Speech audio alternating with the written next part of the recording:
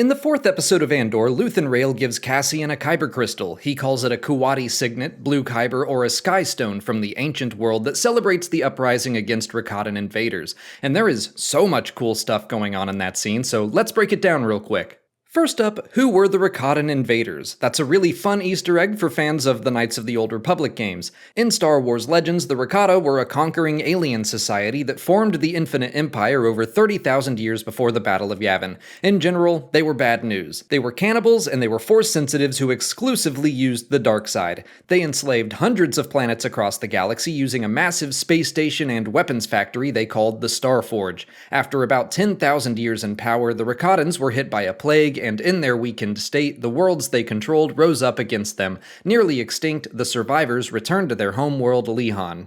The species has actually already been mentioned in a few canon sources already. The Solo: A Star Wars Story visual guide states that Dryden Voss had a Rakatan wraith box among his collection. Star Wars Resistance mentioned the planet Lihan, and the Force Awakens visual dictionary placed Rakata Prime on the map of the galaxy, another name for their homeworld.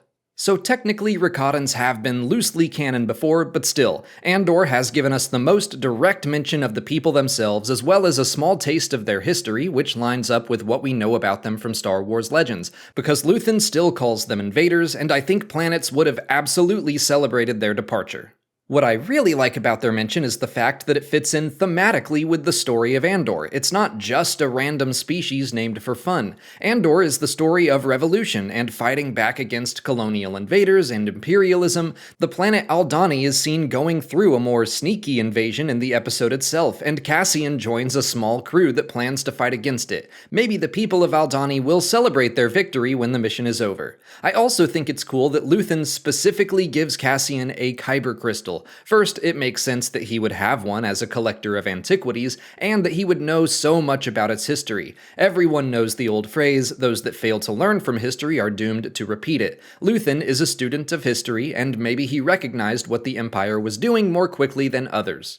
Second, I like that Cassian is holding on to an object we strongly associate with the Jedi Order. By this point, the Jedi have been gone for 14 years. The people of the galaxy could depend on the Jedi for help before the Clone Wars, but now they can't. No one is going to come save them, so it's up to people like Cassian to answer the call. He is hesitant, he's not there yet. Right now, I think he just views the kyber crystal as something valuable he can pawn off if necessary. But as he becomes more and more devoted to an actual cause, he may view the piece of kyber differently as well. It could become a symbol of his character arc.